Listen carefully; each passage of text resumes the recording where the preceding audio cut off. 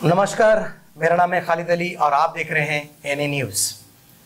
आज खास बात के अंदर एनए न्यूज़ आपके सामने एक ऐसा मंच लेके आया है जो आपको प्रेस क्लब का महबूब नगर जिला में इलेक्शन हो रहा है।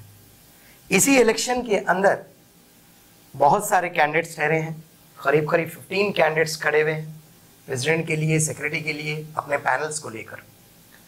लेकिन जर्नलिज्म में प्रेस क्लब का जो इलेक्शन हो रहा है, लगभग 15 साल के बाद ये इलेक्शन हो रहा है और इसमें करीब 250 से ऊपर जो जर्नलिज्म अक्रेडिटेशन कार्ड जिसको भी है, जो रोल अपना रजिस्ट्रेशन कर लिए, उन पे ये इलेक्शन हो रहा है। इसी इलेक्शन के अंदर एक यंग पीढ़ी के नाम जिसका नागराज है, जो 2012 में अपनी जर्नलिज्म शुरू करे, लगभग 13 साल उनका एक्सपीरियंस है।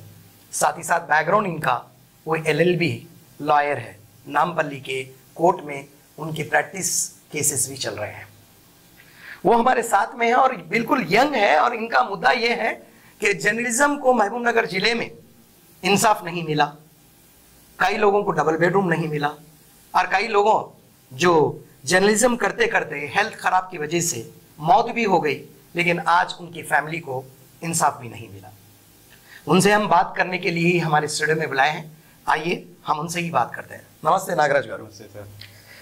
నాగరాజ్ గారు, మీ ఏజ్ చాలా చిన్న, 13 సంవత్సరం మీ ఎక్స్పీరియన్స్ ఉన్నది. మీరు అసలు ఈ ఎలక్షన్కి ప్రెస్ క్లబ్కి ఎందుకు నిలబడడానికి ఆలోచన చేస్తున్నారు? సార్, యాక్చువల్గా నేను మీడియా అంటే ఒక ఫ్యాషన్గా ఫీల్ అవుతూ మీడియాలోకి వచ్చిన. నాది డిగ్రీ చదువుతుంటూనే మీడియాలోకి రావడం జరిగింది. కొందరు సీనియర్స్ సజెషన్స్తో అప్పటి నుంచి కూడా మీడియాలో చాలా చురుకుగా పనిచేసిన. 2012లో స్టార్ట్ అయినప్పటి నుంచి 2013 నుంచి నాకు అక్రెడిటేషన్ వచ్చింది.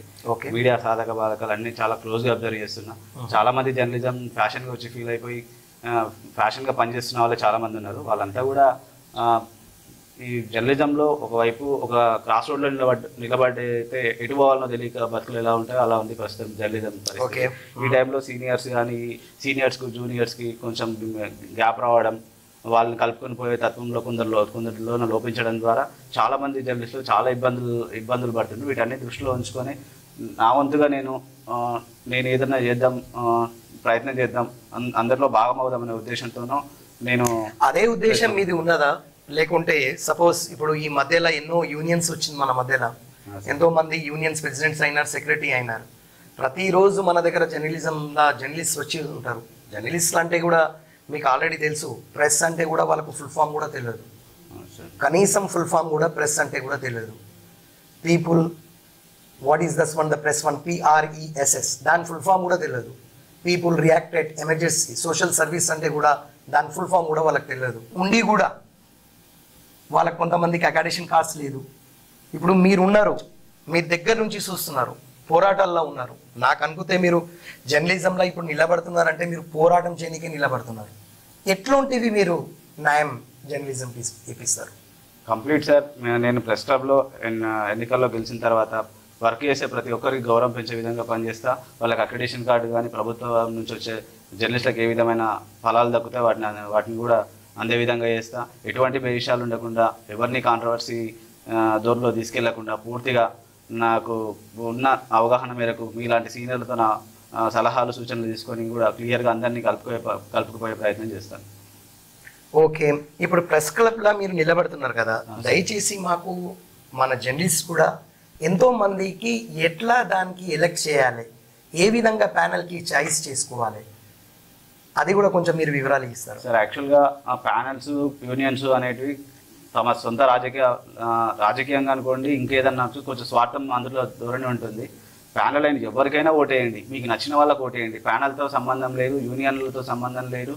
ఏ యూనియన్ అయినా అందులో మీకు నచ్చినవాడు, మీకు మెయిల్ చేయగలవాడు అంటే అతనికే ఓటేయండి. ఇండిపెండెంట్గా ఉన్న వాళ్ళకి కూడా మీకు నచ్చిన వాళ్ళు ఎవరైనా సరే వ్యక్తిగా ప్రెసిడెంట్ ఒకరిని ఎన్నుకోండి, జనరల్ సెక్రటరీని ఒకరిని ఎన్నుకోండి, ట్రెజరీని ఒకరిని ఎన్నుకోండి, వైస్ ప్రెసిడెంట్ 3 వేయండి, జాయింట్ సెక్రటరీకి 3 వేయండి, ఈసీ మెంబర్కి 6 మందికి వేయండి. కానీ ఎవరు జర్నలిస్ట్ కరెక్ట్ ఉన్నారు, ఏ విధంగా మీకు న్యాయం జరుగుతుంది, ఆ ప్యానల్ చూసి, ప్రెసిడెంట్కి చూసి, సెక్రటరీకి చూసి, దయచేసి జర్నలిస్ట్ కూడా రిక్వెస్టింగ్ ఇదే, మీరంతా అది సూసైడర్ అట్లా పనిచేస్తాం. దానికోసం మీరంతా ఒక కరెక్ట్ జర్నలిస్ట్ అయినకే ఈ ఇంటర్వ్యూ మేము పెట్టినాము. మా థింకింగ్ ఒకటే, ఎవరైనా కానీ అక్కడ అకాడేషన్ కార్డు ఉన్న వాళ్ళ వ్యక్తినే వచ్చి అక్కడ ఓటేస్తాడు అండ్ వాళ్ళు వచ్చి వాళ్ళ లీడర్స్కి ఎంచుకోవాలి ఉంటుంది. సో నాగరాజ్ గారు కొంచెం అది ఫార్మేట్ చెప్తారా? ఎప్పటి నుంచి టైం స్టార్ట్ అవుతుంది ఎలక్షన్ది, ఏ టైం వరకు కంప్లీట్ అవుతుంది, మళ్ళీ కౌంటింగ్ ఎప్పుడు ఉన్నది, మీ దగ్గర ఉన్న ఇన్ఫర్మేషన్ దయచేసి ఇవ్వండి. ప్రెస్ క్లబ్ సంబంధించి మొత్తం 250 ఓట్లు ఉన్నాయి. వీళ్ళందరూ కూడా May 6th రోజు ఎన్నికల్లో పాల్గొనాల్సిందిగా కోరుతున్నాను. మెయిన్గా ఏంటంటే మార్నింగ్ 8 నుంచి ఆఫ్టర్నూన్ 2 o'clock వరకు ఎన్నికలు జరుగుతాయి. మీకు నచ్చిన వాళ్ళకు ఓటేయండి. ఎలాంటి ప్రలోభాలకు లొంగొద్దు, ఎలాంటి బెదిరింపులకు లొంగొద్దు. స్వేచ్ఛాయుత వాతావరణంలో చాలా ప్రశాంతంగా ఆలోచన చేసి గతాన్ని గుర్తుపెట్టుకొని భవిష్యత్తును కూడా దృష్టిలో పెట్టుకొని మాత్రమే ఓటు హక్కు వినియోగించుకోండి. సాయంత్రం అదే రోజు సాయంత్రం 4 గంటలకు నుంచి కౌంటింగ్ ప్రక్రియ కూడా స్టార్ట్ అవుతుంది. ఈ ప్యానల్ ఎవరు గెలిచినా కూడా 2 సంవత్సరాలు ప్రెస్ క్లబ్ని బాధ్యత తీసుకుంటారు. ఒక 20 సంవత్సరాల నుంచి ఒక ఖాళీగా ఉన్న ప్రెస్ క్లబ్ని మళ్ళీ ఒక పూర్వ వైభవం తీసుకొచ్చి అందరికీ అందుబాటులో తెచ్చే విధంగా ఉండాలంటే ప్రతి ఒక్కరు ఓటింగ్లో పాల్గొనాలి. కరెక్ట్ అయిన నాయకులు మాత్రమే ఎన్నుకోవాలని చెప్పేసి నేను చెప్తున్నాను. ఓకే, వెరీ గుడ్ నాగరాజ్ గారు. ఇప్పుడు మీరు నిలబడిన ఉద్దేశం ఏంటి?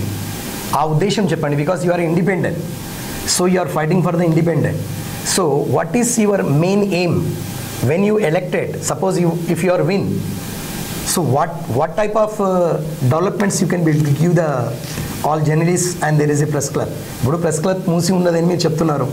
20 సంవత్సరం తర్వాత 15 సంవత్సరం తర్వాత దానికి ఎలక్షన్ అవుతుంది.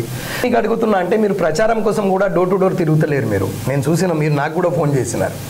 అంటే వేరే వాళ్ళ వ్యక్తులు వాళ్ళు పోరాటంలో ప్రచారం డోర్ టు డోర్ క్యాన్వసింగ్ చేస్తున్నారు. మీరు అది కూడా చేస్తలేరు, ఎందుకంటే యు ఆర్ గోయింగ్ టు వేస్తున్నారు. దానికోసం ఏఎన్ఏ న్యూస్ ఛానల్ మీకు ఇక్కడ పిలిపించింది. సార్, ఎవరికి వాళ్ళ ప్రయత్నాలు వాళ్ళు సాగిస్తుంటారు. డోర్ టు డోర్ పోవాల్సిన అవసరం కూడా ఉంది, పోవాల్సిన అవసరం కూడా లేదు. ఎందుకంటే ఇది మీడియా ప్రపంచం. మీడియాలో రెగ్యులర్ కాంటాక్ట్స్ ఉంటాయి, రెగ్యులర్గా మాట్లాడుతుంటాం. వాళ్ళ అవసరాలు మనకు, మన అవసరాలు వాళ్ళకు ఉంటాయి. That is a friendly nature. Complete door to door పోయి ఇంటికి పోయి పోతేనే ఓటేస్తారు అనేది మాత్రం నేను నమ్మను. బేసిక్గా అలాంటి అవసరం కూడా నాకు లేదు. ఎందుకు లేదంటే తెలుసు వాళ్ళు ఏం చేస్తారు, గెలిస్తే నేనేం చేస్తాను అనేది క్లియర్ విజన్తో అందరు జర్నలిస్టులు ఉన్నారు.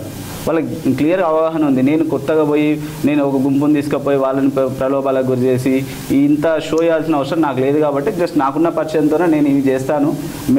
నేను ఇంటికి పోయి వాళ్ళని ఎందుకు ఇబ్బంది పెట్టాలి, తర్వాత నాకు అంత ఫోర్స్గా ఎందుకు వాళ్ళ మీద ఒత్తిడి తీసుకురావాలనే ఉద్దేశంతో డోర్ టు డే క్యాంపెయిన్ కూడా ఎవరిని రానివ్వట్లేదు. పెద్ద వాళ్ళని అటువంటి దానికి చాలా అవాయిడ్ చేస్తూ దూరంగానే ఉంటున్నాను. కాకపోతే చాలామందిని మెజారిటీ పీపుల్ని అందరినీ ప్రత్యక్షంగా కలిసిన, చాలా రోజుల నుంచి కాంటాక్ట్లు ఉన్న వాళ్ళ యాక్చువల్గా నేను మేనిఫెస్టో రెడీ చేయడం కూడా అలాంటి వాళ్ళ సలహాలు తీసుకొని రెడీ చేసిన.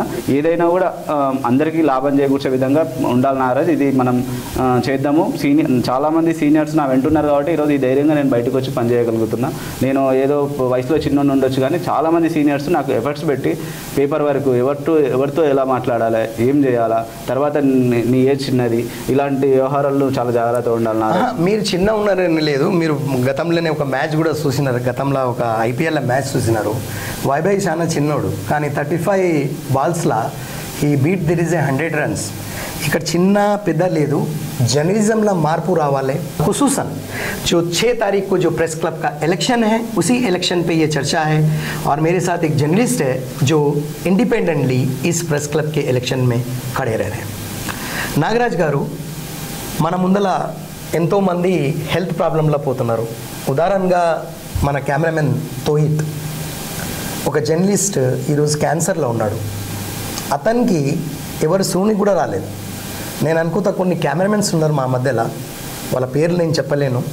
వాళ్ళు ఒక యూనిటీ అయ్యి ఏదో డొనేషన్ కూడా తీసుకుపోయి అక్కడ ఇచ్చినారు. నా దగ్గర ఆ వార్త ఉన్నది, నేను కూడా పర్సనల్ పోయి కలిసిన తోహిత్కి. ఇట్లాంటి వాళ్ళకు స్కూల్స్లో ఎంతోమంది ఎంతో పేరెంట్స్ మన దగ్గర ఉన్న జర్నలిస్ట్ పేరెంట్స్ స్కూల్కి పోతే డిఓ ఆఫీస్ లెటర్ ఉంటే కూడా ఆ school there is a discount as per the rule they will give the 75% discount there. కొంతమంది జర్నలిజంలో ఇప్పుడు ప్యానల్లో వాళ్ళు ఏం చేసినారు, ఒక బ్రోచర్ ప్రింట్ చేసినారు మేము అది ఇస్తామని. దాని మీద మీ వివరాలు ఎట్లా సార్? యాక్చువల్గా ఇదంతా మనలోనే ఐక్యత లేకపోవడమే. ఈరోజు ప్రభుత్వం కూడా 50% ఎడ్యుకేషన్ ఫీజుకు కన్సర్న్ ఇవ్వాలని చెప్పేసి గవర్నమెంట్ చెప్తుంది, కానీ అది ఎక్కడ ఇంప్లిమెంట్ అవుతుంది? మీడియాలో పనిచేసే జర్నలిస్టుల పిల్లలకి ఇవ్వాలని చెప్తున్నారు, మరి ఎక్కడ ఇంప్లిమెంట్ అవుతుంది? ఎందుకు ఇంప్లిమెంట్ కాదు? మనలో ఐక్యత లేకపోవడమే. గవర్నమెంట్ ఇస్తుంది. కొన్ని సందర్భాల్లో డిఓ లెటర్ తీసుకుపోయి స్కూళ్ళలో పెట్టిన సందర్భాల్లో డిఓ ఫీజు కడతాడనే పరిస్థితి ఉంది. ఎవరి వల్ల? మీడియాలో ఆధిపత్యం చెలాయించుకుంటా వాళ్ళ పిల్లల్ని మాత్రమే చూసుకుంటారు, కానీ కింది స్థాయిలో పనిచేసే జర్నలిస్టుల పిల్లల్ని చూసుకోవట్లేదు. ఈరోజు ఫీజులు కట్టు చదివిస్తున్న వాళ్ళు చాలా మంది చాలా వేతనాలతో చాలా ఇబ్బంది పడతారు. ఈ దృష్టిలో పెట్టుకునే కదా గవర్నమెంట్ మనకు 100% 50% ఎడ్యుకేషన్ 50% ఫీజ్ కన్సర్న్ ఇప్పించే బాధ్యత నాది. ఓకే, రూల్ మీద మీరు 100% గవర్నమెంట్ జియోను ఇంప్లిమెంట్ చేయాల్సిందే.